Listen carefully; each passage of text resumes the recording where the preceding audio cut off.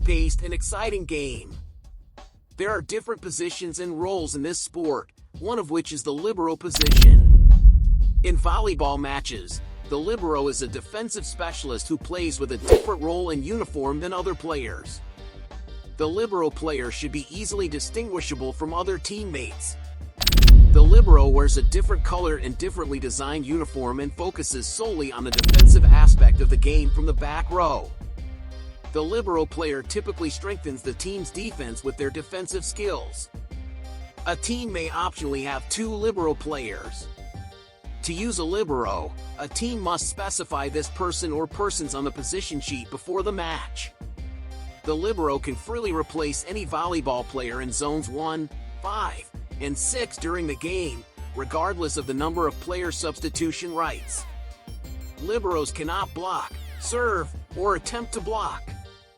Additionally, if a libero moves to the front zone during a play and the ball is passed to them with a finger pass, the front row players cannot jump higher than the net to attack with the ball from the libero. Libero players can also assist in defense from the front zone, provided they make a defensive hit, and can send the ball to the opponent's court from the front zone. According to the rules, when a libero player must move from position 5 to position 4, they cannot move to the front zone, and instead, another player quickly enters the game from the sideline. Libero players are defensive specialists by nature, with exceptional serving skills and explosive power, enabling them to react quickly. They can soften incoming serves with their powerful spikes. The libero position is based more on quick movement and defensive techniques. For this reason, liberos are usually of average height. Their light and athletic build gives them a significant advantage in terms of speed and agility. In a defensive position, it is necessary to intervene within a few seconds of the ball. Therefore, it is essential for liberos to have explosive speed and high agility. Side steps, sudden stops, and sliding techniques are the most commonly used movements. Quick reactions are one of the most important factors in neutralizing the opponent's attacks. A libero often makes moves by lowering themselves to the ground, sliding, or jumping in order to reach the ball. These movements require high flexibility and strong lower body muscles.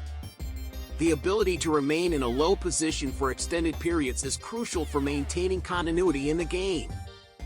Accurately predicting the direction and speed of the ball to pass it to the desired location requires flawless hand-eye coordination. Defending against powerful smash serves or balls deflected from blocks necessitates adjusting the correct angle and force within seconds. Liberos move almost non-stop throughout the match.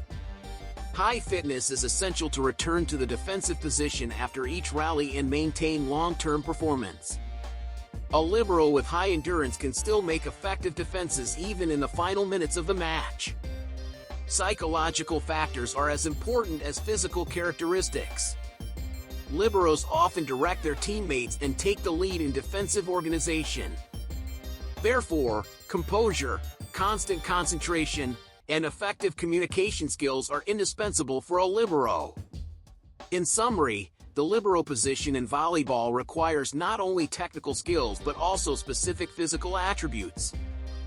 Medium height, high agility, flexibility, endurance, and excellent coordination are the key elements for success in this position.